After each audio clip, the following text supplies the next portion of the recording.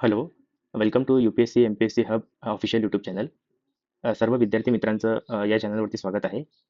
जसं आपण जाणता की आपण डेली इंडियन एक्सप्रेसचे करंट अफेअर आपल्या UPSC MPSC हब या व्हॉट्सअप चॅनलवरती हायलाइटेड स्क्रीनशॉट शेअर करत असतो.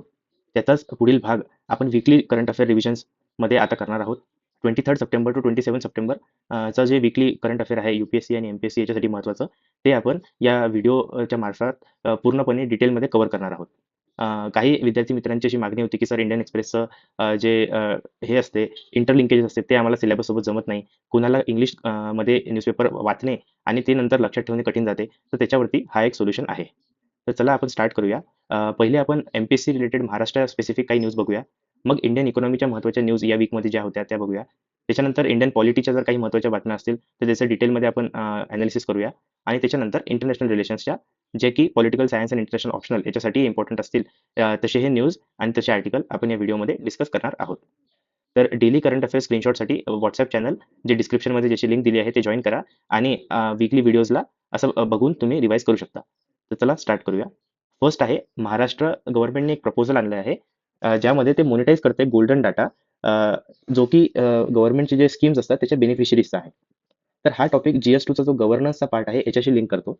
महाराष्ट्र गव्हर्नमेंटने एक समन्वय नावाचं पोर्टल क्रिएट केलंय ज्यामध्ये हा गोल्डन डेटा रिस्पेक्टिव्ह आधार नंबर यूज करून एका ठिकाणी एका सिंगल प्लॅटफॉर्मवरती हा आणला जाईल.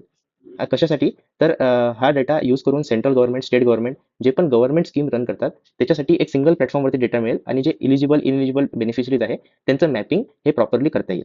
हा जो गोल्डन डेटा आहे यामध्ये इकॉनॉमिक सोशल आणि जॉग्राफिकल डिटेल्स आहेत प्रत्येक जो व्यक्ती आहे महाराष्ट्रामध्ये राहतोय त्याच्याबद्दल. आणि यांनी काय होईल तर यांनी हेल्प होईल असे बेनिफिशरीज जे एखाद्या स्कीमसाठी इलिजिबल नाही आहेत तरी त्याचा फायदा घेत आहेत त्यांना काढून टाकण्यासाठी या गोल्डन डेटाचा यूज होईल. जसं की याच गोल्डन डेटाच्या बेसिसवरती जे लाडकी बहीण योजना महाराष्ट्र राज्यामध्ये चालते त्याच्यातले 26 लॅक्स जे इनएलिजिबल विमेन होते ते शोधण्यात आले होते आणि त्यांना मग याच्यातनं रिमूव्ह केलं होतं. तर जे वेलफेअर स्कीम गव्हर्नमेंट स्कीम्स सरकार चालवते त्याचा जो बेनिफिट आहे तो योग्य त्या व्यक्तीलाच मिळाला पाहिजे जो त्या स्कीमसाठी एलिजिबल आहे. त्याच्यासाठी हा गोल्डन डेटा पोर्टल क्रिएट करण्यात आला आहे. याच्यामध्ये इन्कम टॅक्स आणि वाहन पोर्टल याचाही डेटा कोलॅबोरेट करण्यात आला आहे. म्हणजे त्या पर्टिक्युलर व्यक्तीबद्दलची जी फायनान्शियल आणि इलिजिबिलिटी इन्फॉर्मेशन एखाद्या स्कीमसाठी लागते ती सगळी इथे अवेलेबल राहणार आहे. आता इथे हा प्रश्न येतो की यांची पर्सनल डिटेल्स गव्हर्नमेंट या पोर्टलवर टाकते का? तर नाही. ऑफिशियलने सांगितलं आहे की हा जो डेटा आहे हा अनॉनिमस राहील आणि इथे कुठल्याही प्रकारची पर्सनल इन्फॉर्मेशन शेअर केली जाणार नाही. कारण की सुप्रीम कोर्टचं जजमेंट आहे KS पुट्टास्वामी केसचं आर्टिकल राईट टू प्रायव्हसीचं आणि इंडियामध्ये आता डेटा प्रोटेक्शन ऍक्ट पण लागू झालेला आहे. तर याचे सगळे निर्बंध सरकारवर देखील आहेत. तर ही न्यूज आपण बघतोय गोल्डन डेटा हा प्रिलिमसाठी इम्पॉर्टंट आहे आणि GS2 मध्ये गव्हर्नन्स मेन्समध्ये तुम्ही याचं एक्झाम्पल लिहू शकता. आशा करतो की हा टॉपिक तुम्हाला समजला असेल. चला आपण नेक्स्ट टॉपिककडे आता जाऊया. जसं की आपल्याला माहिती आहे महाराष्ट्रामध्ये कंटिन्युअसली हेवी रेनफॉल होतोय लास्ट 1.5 वीक्स पासून आणि याच्याचमुळे जी MPSCची एक्झामही होती राज्यसेवेची तीही पुढे गेली आहे. 28 सप्टेंबर पासून ती आता 9 नोव्हेंबरला होणार आहे. तर स्टुडंट्सला अजून वेळ मिळाला आहे. याच्यामध्ये याचा चा सदुपयोग करून तुम्ही मल्टिपल रिव्हिजन करू शकता. तसंच या पावसामुळे खूप जास्त नुकसान झालं आहे. टोटल जर आपण डेटा बघितला तर 28 लाख हेक्टर्स जे 195 तहसीलमध्ये 28 लाख हेक्टर्सचं क्रॉप्स जे आहेत खरीप क्रॉप हे डॅमेज झालेले आहे. तर अपोजिशनने काय डिमांड केली की ओला दुष्काळ वेट ड्रॉट हा डिक्लेअर करा या 195 तहसीलमध्ये. आता इथे आपल्याला समजून घेण्याचं खूप इम्पॉर्टंट आहे की ओला दुष्काळ ही एक ऑफिशियली रिकॉग्नाइज टर्म नाही आहे. गव्हर्नमेंटने 2023 मध्ये रूल्स आणले होते ज्याच्यामध्ये कंटिन्युअस रेन्स म्हणजे नेहमी पडणाऱ्या पावसाला एक नॅचरल कॅलॅमिटी एका स्पेसिफिक कंडिशनमध्ये नॅचरल कॅलॅमिटी म्हणून घोषित करण्यात येते. तर हे क्रायटेरिया काय आहेत ते आपण जाणून घेऊ. हे आपल्या एक्झामसाठी इम्पॉर्टंट आहे. याच्यात 2 क्रायटेरिया आहे. पहिलं आहे की जर रेनफॉल हा 15 जुलै ते 15 ऑक्टोबर चालू असेल आणि हे जे एव्हरी रेव्हेन्यू मंडल ज्याच्यामध्ये 10 विलेजेस असतात इथे कमीत कमी 10 mm पाऊस झाला पाहिजे कंटिन्युअसली 5 दिवसांसाठी. त्याच्याशिवाय हा जो टोटल रेनफॉल आहे हा ॲटलीस्ट 50% पाहिजे मोर दॅन ॲव्हरेजचा. ॲव्हरेज कशाचा तर पास्ट 10 इयर्सचा जो पाऊस आहे त्याच्या ॲव्हरेजच्या 50% पेक्षा जास्त जर असेल तर पहिलं ट्रिगर जे आहे ते ॲक्टिवेट होते. त्याच्यानंतर सेकंड ट्रिगर काय आहे तर एक इंडेक्स आहे नॉर्मलाइज्ड डिफरन्स व्हेजिटेशन इंडेक्स. हा 15 दिवसाच्या कालावधीमध्ये मॉनिटर केला जातो युझिंग सॅटेलाइट डेटा. ठीक आहे. तर याच्याने व्हेजिटेशन जे आपले क्रॉप्स आहे त्याचं सगळं व्हेजिटेशन स्टडी केलं जातं सॅटेलाइटने आणि रेनफॉलचा याच्यावरती काय परिणाम झाला आहे ते बघितलं जाते. तर क्रायटेरिया असा आहे जर खरीफ क्रॉपचं रेकॉर्डिंग 0.5 और त्याच्यापेक्षा लोअर जर झालं या इंडेक्समध्ये तर हा सेकंड ट्रिगर ॲक्टिवेट होतो. ठीक आहे. आणि जर एक ॲडिशनल क्रायटेरिया असा आहे, की जर रेनफॉल हा 65 च्या वरती एका दिवसामध्ये म्हणजे 24 घंट्यामध्ये जर झाला, तर त्याला हेवी रेन कन्सिडर केलं जाते. ठीक आहे. तर आपण बघू शकतो, की कंटिन्युअस रेनला नॅचरल कॅलॅमिटी डिक्लेअर करण्यासाठी हे 2 क्रायटेरियाज आहेत. मी होप करतो, की तुम्हाला हे समजले असतील. त्याच्यानंतर हे जर 2 क्रायटेरिया ट्रिगर झाले, तर पुढची प्रोसेस काय आहे महाराष्ट्रामध्ये? तर बघा, मग आपल्या रेव्हेन्यू मंडळ जसे की तहसील कार्यालयातून मग पंचनामा जे कंडक्ट केले जातात आणि जे फार्मर इलिजिबल आहेत असिस्टंटसाठी, ते कुठले असतात? ज्यांचं 33% जास्त क्रॉप हा डॅमेज झाला आहे, ते इलिजिबल असतात कम्पेन्सेशनसाठी. मग हे आपण स्टँडर्ड रेटपेक्षा जे SDRFचे स्टँडर्ड रेट्स आहे त्याच्यापेक्षा जास्त सरकार कम्पेन्सेशन देते. ठीक आहे. आणि सध्यासाठी एड अमाउंट किती आहे? तर 6800 पर हेक्टेअर हा रेनफेड क्रॉपसाठी आहे. 13,500 13,500 हे हेक्टेअरी इरिगेटेड लँडसाठी आहे आणि 18,000 आहे पर हेक्टेअर फॉर हॉर्टिकल्चर क्रॉप्स. आणि हे जे जितकं नुकसान झालं त्याच्या बेसिसवर चेंज पण होऊ शकते. ठीक आहे. त्याच्याशिवाय अदर या फायनान्शियल हेल्पच्या ऐवजी बाकीचे रिलीफ ऑप्शन्स पण गव्हर्नमेंट देऊ शकते, जसे की क्रॉप लोन रिकव्हरी वरती स्टे आणता येईल किंवा नवीन लोन्स देण्याचा प्रयत्न करता येईल. इलेक्ट्रिसिटी बिल्स हे माफ करता येतील. एज्युकेशन फीस जी आहे स्टुडंट्सची आणि एम्प्लॉयमेंट जी मनरेगा स्कीम आहे त्याच्यामध्ये हे जे जो भाग आहे जिथले लोक आहेत ज्यांना हेवी रेनफॉलचा नुकसान झालं आहे त्यांना आपण गव्हर्नमेंटने हे पण करू शकतो. आता इथे एक डिमांड होत होती की जे फार्म लोन्स आहे ना तर ते माफ करण्यात यावे. तर ऑनरेबल CM देवेंद्र फडणवीसने सांगितलं की सध्या जे कम्पेन्सेशन आहे ते देणं जास्त महत्त्वाचं आहे. रेस्क्यू ऑपरेशन्स आहे ते करणं जास्त इम्पॉर्टंट आहे. कम्पेन्सेट करणं इम्पॉर्टंट आहे. हे जे फार्म लॉसचं हे आहे ते नंतरही आपण करू शकतो. हे पॉलिसी डिसिजन आहे. आणि ॲडमिनिस्ट्रेशनला हाही आदेश देण्यात आला आहे की टेक्निकल ॲस्पेक्टमध्ये न जाता पहिले फार्मर्सला एड प्रोव्हाइड करण्यात यावी. तर असा हा महाराष्ट्र गव्हर्नमेंटचा क्रायटेरिया आहे. हा MPSC साठी महत्त्वाचा आहे. मेनसाठी GS3 ॲग्रिकल्चरसाठी. ठीक आहे. तर चालेल आपण आता नेक्स्ट न्यूजकडे जाऊया. याच रिलेटेड न्यूज आहे की CM हे PM सोबत या फायनान्शियल एडसाठी NDRF फंडची मागणी करत आहे. जेवढं नुकसान महाराष्ट्रामध्ये झालंय त्याच्या कम्पेन्सेशनसाठी. त्याचसोबत PMना त्यांनी हे पण सांगितलं की महाराष्ट्राचे अराउंड 30 डिस्ट्रिक्ट अफेक्ट झालेले आहे, ज्याच्यामध्ये मोर दॅन 35 लाख हेक्टरचा क्रॉप हा डॅमेज झालेला आहे. आणि जे पंचनामे सुरू आहेत तर याचा जो फायनल सर्व्हे सबमिट होईल त्याच्यानंतर सेंट्रल फायनान्शियल एड देईल. त्याच्यानंतर लोन वेवरचं आपण डिस्कस केलं की आधी पहिले कम्पेन्सेशन देण्यावरती गव्हर्नमेंटचा फोकस आहे. त्याच्यानंतर योग्य वेळी फार्म लॉसवरती पण एक पॉलिसी डिसिजन घेतले जातील. त्याचसोबत एक ॲडिशनल आहे की CM देवेंद्र फडणवीस यांनी महाराष्ट्रामध्ये डिफेन्स कॉरिडॉर बनवण्याबद्दल पण एक प्रेझेंटेशन सेंटर आणि प्राईम मिनिस्टर मोदींसमोर ठेवलं आहे. त्याच्यामध्ये अहिल्यानगर आणि छत्रपती संभाजीनगर इथे एक कॉरिडॉर, अमरावती वर्धा इथे एक कॉरिडॉर आणि नाशिक धुळे इथे एक कॉरिडॉर. याच्यामुळे अराउंड 60,000 करोडची इन्व्हेस्टमेंट येईल आणि एम्प्लॉयमेंट पण खूप इन्क्रीज होईल असा सरकारचा अनुमान आहे. ठीक आहे. तर याच्यासोबत निगडीत एक हे आहे न्यूज आहे तीही आपण बघून घेऊया. कारण की यावेळेस ॲग्रिकल्चरचं नुकसान महाराष्ट्रामध्ये लास्ट 3 इयर्स झाले खूप होतं आहे. तर ह्याची कम्पेन्सेशन कॉस्ट आहे गव्हर्नमेंटची ही 15,000 करोडपर्यंत पोहोचली आहे.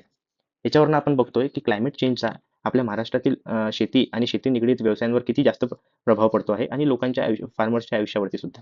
तर फार्म सेक्टरला मागच्या 3 वर्षामध्ये फायनान्शियल कम्पेन्सेशन नुकसान भरपाई म्हणून 15,000 करोड देण्यात आले आहे. याच्यामध्ये 11 असे इन्सिडेंट आहेत ज्याच्यात कधी हेवी रेनफॉल झाला, तर कधी सायक्लोन आले, कधी ड्रॉट झालं, कधी फ्लॅश फ्लड्स आले.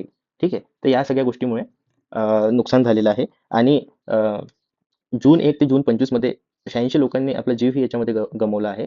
तर हेही एक मोठं नुकसान आहे. हायेस्ट नंबर ऑफ डेथ आपल्याला नांदेडमध्ये बघायला मिळाली होती आणि छत्रपती संभाजीनगरमध्ये देखील 15 डेथ झालेले आहेत. ठीक आहे. या सगळ्या संकटांमध्ये सरकारने आता देखील 2215 करोड रुपीज हे रिलीज केले आहे. आणि ऑफिशियल्सने हे सांगितलं आहे की लास्ट 3 इयरमधले जे पैसे होते अराउंड 15,000 करोडचे त्याचं 90% डायरेक्टली फार्मर अकाउंटला डिपॉझिट करण्यात आले आहे. इथे जे PM जनधन योजनेचा आपल्याला बेनिफिट दिसायला मिळतो की डायरेक्ट त्यांच्या अकाउंटला जातात आणि काहीही इश्यूज क्रिएट होत नाही आणि फास्ट रिलीफ ही प्रोव्हाइड केली जाते. हे सगळे जे रेनफॉलमुळे होणारे इश्यूज आहेत आणि हे कम्पेन्सेशन कॉस्ट आहे हे आपल्याला याची पण नीड दाखवते, need for climate resilient agriculture.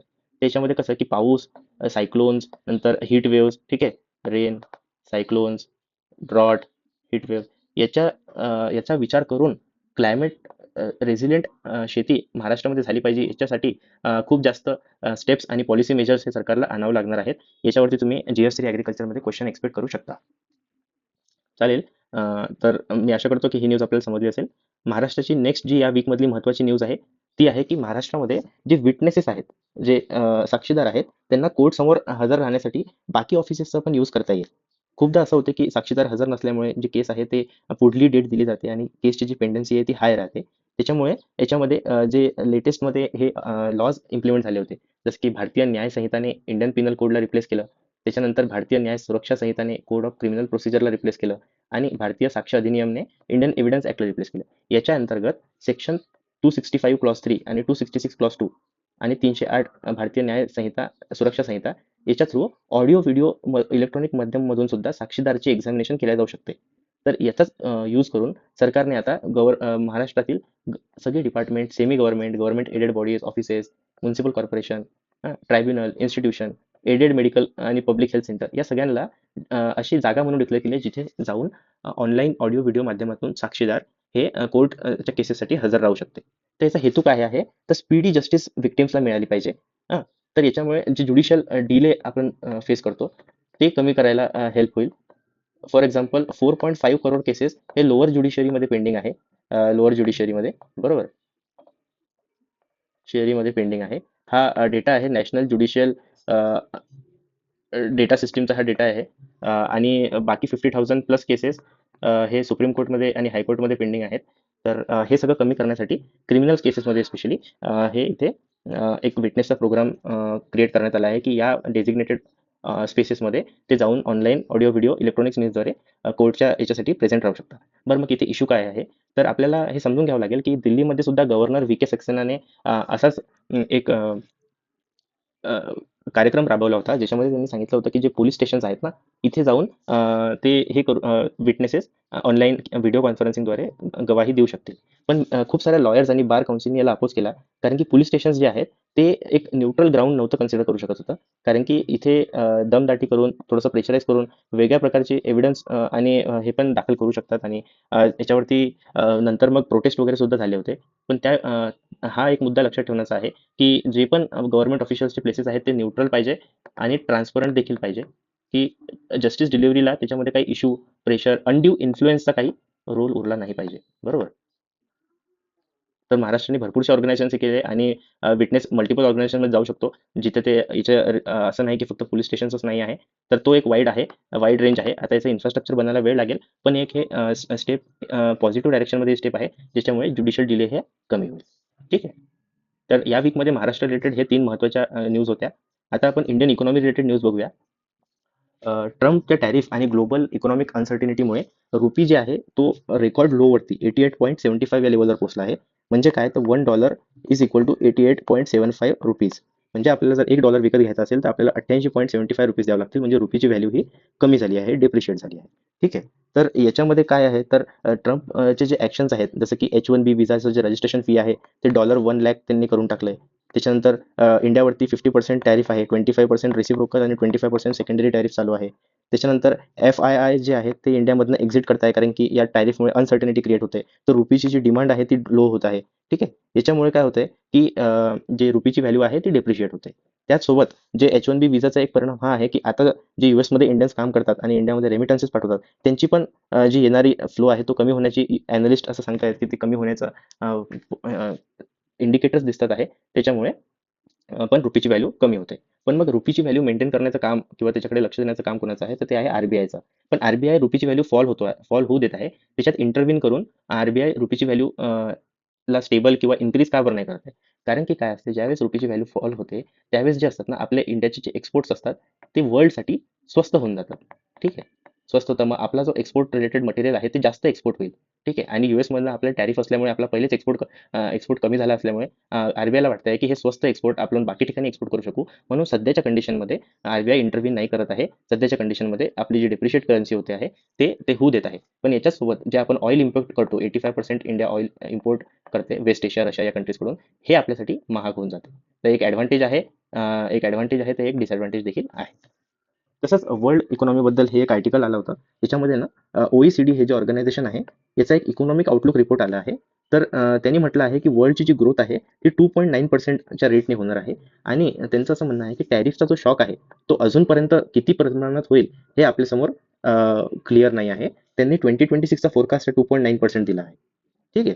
आता खूप अनसर्टन गोष्टी चालू आहे, त्याच्यामुळे हे फ्लक्च्युएट होत राहील.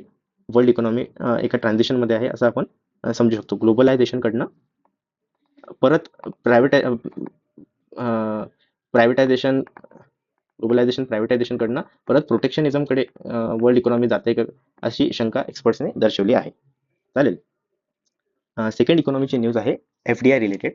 तर आपण बघू शकता लास्ट 6 मंथ्समध्ये ट्रम्पने इंडियावरती टॅरिफ लावले. त्याच्यानंतर मल्टिपल ॲग्रीमेंट्स करण्यासाठी फोर्स केले. तरी देखील इंडियाची जी फॉरेन डायरेक्ट इन्व्हेस्टमेंट आहे जुलै मंथमध्ये हा 50 मंथ हाय आहे. अराउंड 11.11 बिलियनचा FDI इंडियामध्ये आला. ठीक आहे. त्याचे सोर्सेस कुठे आहेत? तर फर्स्ट सोर्स आहे सिंगापूर, मग आहे नेदरलँड्स, थर्ड आहे मॉरिशस, फोर्थ स्वतः US आहे आणि फिफ्थ UAE आहे. हे सगळे कंट्रीज मिळून 3/4 जो आहे इंडियाचा FDI इन्फ्लो होतो आहे. फॉर एक्झाम्पल जुलै 2024 मध्ये 5.54 हे होता, तर आता जूनमध्ये 9.57 होतं आणि आता जुलैमध्ये 11.11 बिलियनचा FDI इंडियामध्ये आलेला आहे. हा कुठल्या सेक्टरमध्ये जातो हे पण महत्त्वाचं आहे. मॅन्युफॅक्चरिंग आणि सर्व्हिसेस ज्याच्यामध्ये कम्युनिकेशन, कम्प्युटर, बिझनेस सर्व्हिसेस आहेत, हे टॉप रिसिव्हर आहेत FDI साठी इंडियामध्ये. आता हा येणारा 11.11 बिलियनचा जो FDI आहे, हा काय दर्शवतो? तर हा एक की इंडिकेटर मानले जाते इंडियाच्या इकॉनॉमीच्या हेल्थचा. ठीक आहे. त्यासोबत फॉरेन इन्व्हेस्टरच्या कॉन्फिडन्सचा देखील हा एक मोठा इंडिकेटर मानला जातो. मी सांगितलं आपल्याला की FIIs मार्केटमधून एक्झिट घेत आहे, त्याच्यामुळे रुपी व्हॅल्यू पडली होती. पण FDI जो आहे, जो लॉंग टर्म असतो, स्टेबल असतो, ठीक आहे, जो एका कंट्रीला हेल्प करतो, तो इंडियामध्ये इन्क्रीज होत आहे. याच्यामुळे इंडियाचं आपल्याला पॉझिटिव्ह हे सगळं दिसते आहे. ठीक आहे. त्याचसोबत एक आउटवर्ड FDI पण आहे, म्हणजे Indian companies, Indian high net worth individuals जे आहेत, ते बाहेर दुसऱ्या कंट्रीजमध्ये पण फायनान्शियल, इन्शुरन्स आणि बिझनेस सर्व्हिसेस, मॅन्युफॅक्चरिंग या सेक्टरमध्ये इन्व्हेस्ट करतायत.